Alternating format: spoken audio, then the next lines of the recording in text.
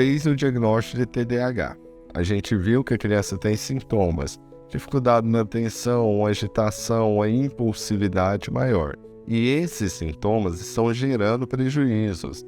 Esses prejuízos pode ser um atraso escolar, uma dificuldade escolar, pode ser problemas comportamentais, é uma criança que desobedece, é uma criança que briga muito, é uma criança impulsiva, é aquela criança que os pais não conseguem ir a um restaurante porque sabe que ela vai ficar muito agitada, então já até evitam essas situações sociais, ou seja, está havendo prejuízo. E aí, qual que é a primeira medicação?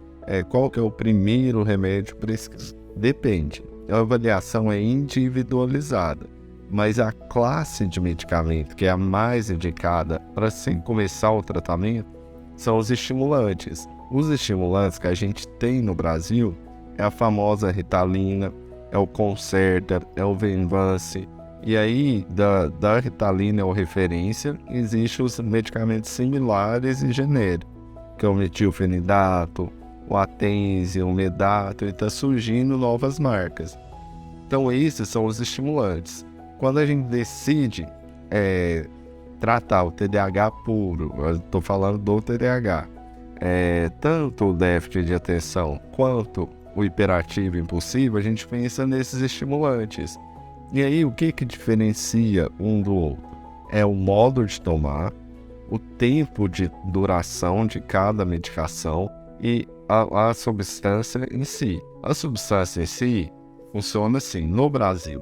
A gente tem a lisdexanfetamina, que é o Venvance, e a gente tem o metilfenidato, que aí entra a Ritalina, Concerta, Atenze e Medato. A gente tem essas duas classes. O primeiro ponto que a gente leva em consideração ao escolher o remédio é a idade. Crianças mais novas, 5 até 8, 9 anos, a preferência é pelo metilfenidato, que é a Ritalina, que é o Concerta. Isso por quê? Porque os estudos são melhores com o metilfenidato e também os efeitos colaterais parecem ser menores do que a lisdexanfetamina nessa idade. Mas a idade não é o único fator. Por que não é o único fator? Tem um modo de tomar também nessa escolha de medicação. O Concerta, por exemplo, tem que ser tomado uma cápsula inteira, né? E muitas vezes a criança mais nova ela não vai conseguir tomar essa cápsula. Então a gente tem que optar por medicamentos que possam dissolver na água, no leite, que possam dissolver alto para a criança conseguir tomar. Aí nesse caso a gente já pensa em utilizar uma medicação, a Ritalina. Outra coisa a ser considerada é a rotina da criança.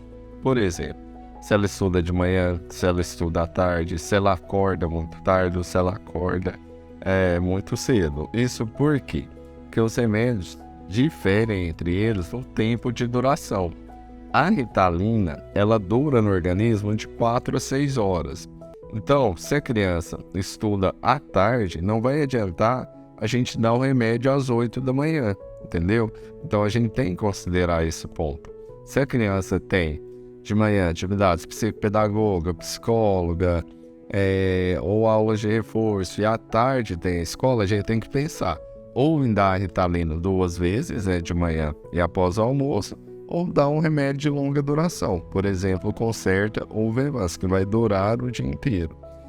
Eu estou explicando para vocês, esse raciocínio a gente faz, o médico tem que fazer em toda consulta, assim como compartilhar com a família, para a família conhecer, mas essa possibilidade é melhor, essa é pior para o meu filho em específico, que é uma decisão individual.